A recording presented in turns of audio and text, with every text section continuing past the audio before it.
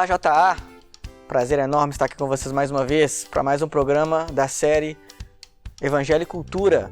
E hoje nós vamos falar um pouquinho sobre teologia reformada, os aspectos da teologia reformada, o histórico a respeito da reforma e sobre o que é teologia reformada.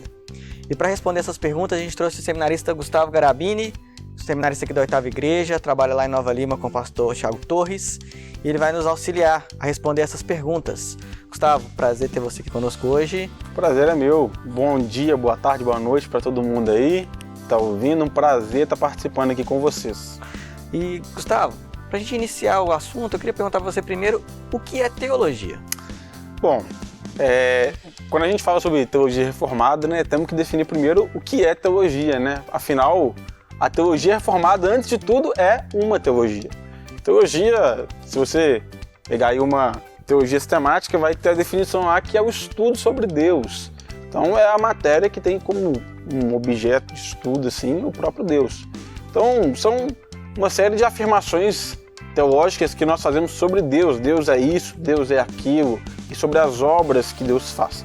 Isso é a teologia. Muita gente não gosta do termo teologia, muita gente não gosta quando a gente fala sobre teologia, porque muita gente pensa, infelizmente, que teologia é uma série de coisas complexas e difíceis de entender, que no final não tem praticidade nenhuma e acham que a gente faz algo inútil estudando teologia. Mas a verdade é que todos nós somos teólogos, sem exceção. Quando você abre a sua Bíblia e você começa a ler e você tira alguma conclusão, você está fazendo teologia. Se você abriu a sua Bíblia hoje de manhã e você leu que Deus é bom, você fez teologia. Existe uma parte da teologia sistemática que vai falar, inclusive, a respeito dos atributos de Deus e vai falar sobre a bondade dele. Então, todos nós fazemos teologia. Teologia, ela nos cerca a todo tempo e todas as vezes que nós lemos a Bíblia, nós estamos fazendo teologia. Então, você é alguém que tem uma teologia. Você é alguém que tem uma série de conceitos a respeito de Deus, ideias que você tem sobre igreja, sobre a sua salvação, e isso tudo está dentro desse universo da teologia. E a gente vai então discutir essa teologia reformada, que é uma teologia, né, dentro de um universo tão grande de teologias que nós encontramos por aí. Interessante você falar sobre teologia reformada. É o que a gente segue na igreja presbiteriana, é a nossa linha de fé. Mas você falou sobre teologia, e nosso assunto é teologia reformada. Mas isso traz outra pergunta. O que seria então essa reforma? Bom, a reforma protestante ela foi um movimento do século XVI que gerou uma ruptura com a Igreja Católica.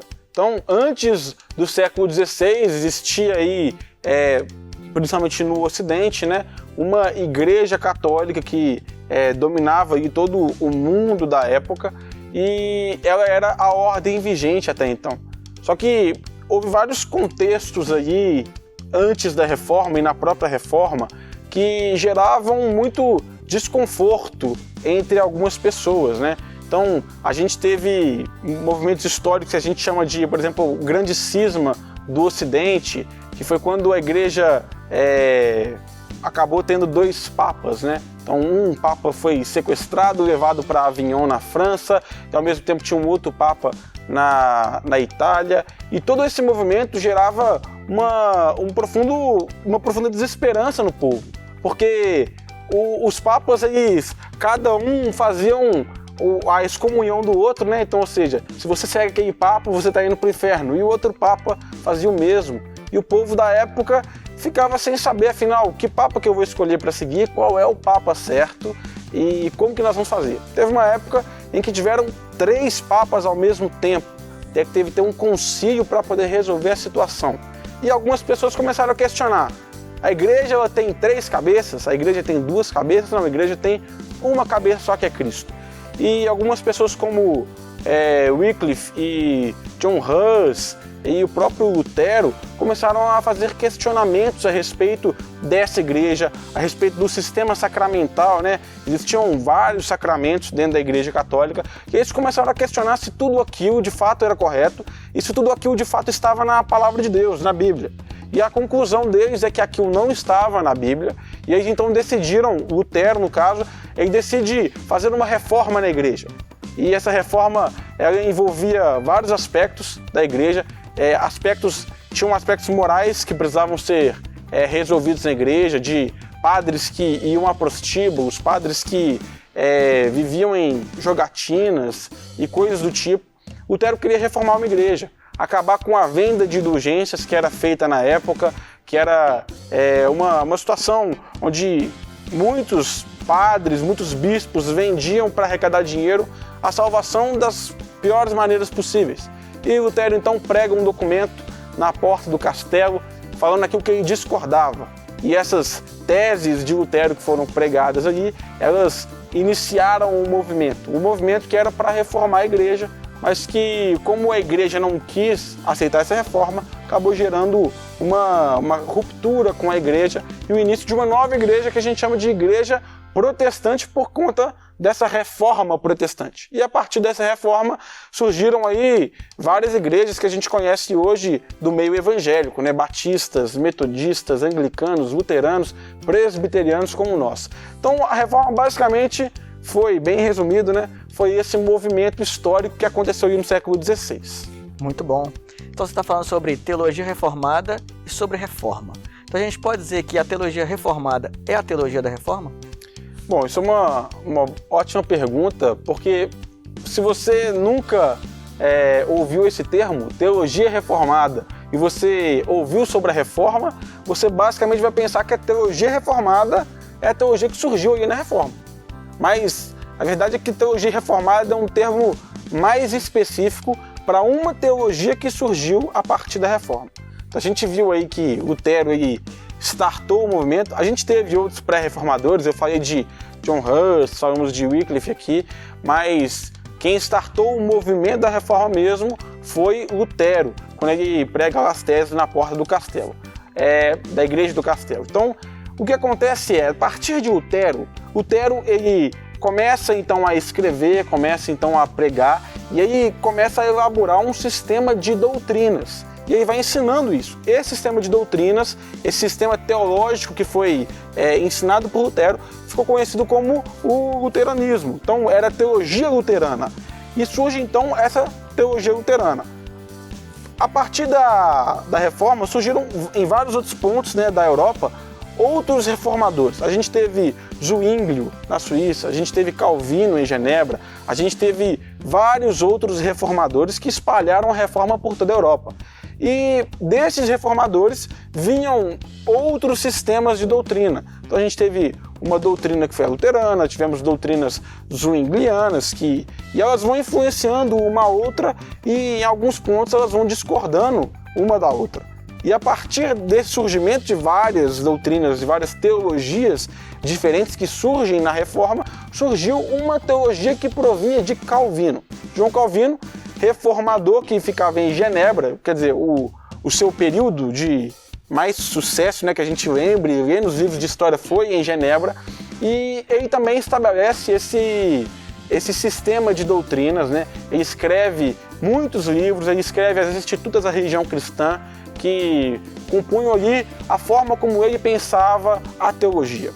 E Calvino ele não gostava que chamasse essas doutrinas que ele ensinava de calvinismo. Ele era contra esse termo, mas de toda forma, os luteranos que tinham uma certa rixa aí com os calvinistas por conta de algumas questões aí da ceia do Senhor e outras coisas, esses luteranos começaram a chamar os que seguiam Calvino, os discípulos de Calvino, de calvinistas. Só que esse termo aí era um termo pejorativo, ele não era um termo como luterano, ele era um termo para poder criticar aqueles que se criam nas ideias de Calvino. Em resposta a isso, os calvinistas começaram a se chamar não de teologia calvinista, mas de teologia reformada. Nós somos reformados, nós não somos calvinistas. E aí eles se apropriam desse nome reformado para poder definir aquilo que eles eram. A partir disso, surge uma teologia que era a teologia reformada. Então, quando a gente fala de teologia reformada, a gente está falando aqui de um aspecto bem específico da reforma, que foi a teologia de Calvino, né, e dos discípulos de Calvino. Claro, essa teologia, ela foi influenciada por vários outros reformadores, vários outros pensadores, então entraram puritanos também. Aí a gente chega nos padrões de fé que hoje a nossa igreja crê, né, que é os padrões de Westminster, que é a confissão de fé de Westminster, o catecismo maior, o catecismo menor. E esses padrões, eles expõem aquilo que é a fé reformada, que é a nossa fé hoje, que a gente pode dizer que ela é uma fé calvinista. Nós somos calvinistas, mas o nome histórico acabou sendo teologia reformada. Muita gente vai criticar esse nome, muita gente vai dizer, esse nome aí vocês estão se apropriando de um termo que é muito maior do que vocês. Não discordo disso. De fato, quando a gente fala de reforma, a gente está falando de várias igrejas, né, várias denominações. Mas é a forma como o termo foi usado historicamente. Então, se você ouve alguém falando teologia reformada, essa pessoa não está se referindo a uma teologia da reforma. Então ela está se referindo à teologia calvinista que surge da reforma. Então, só para deixar isso claro, e lembrando que teologia calvinista não se trata apenas da soteriologia calvinista. Para você que não sabe o que é soteriologia, essa palavra complicada, soteriologia é a doutrina da salvação. Como que eu e você fomos salvos? Como que isso aconteceu? Foi Deus que escolheu? Foi a gente que escolheu? Como é que foi esse processo? E muita gente conhece o calvinismo por conta da sua doutrina da salvação. Mas a verdade é que o calvinismo é muito maior do que isso.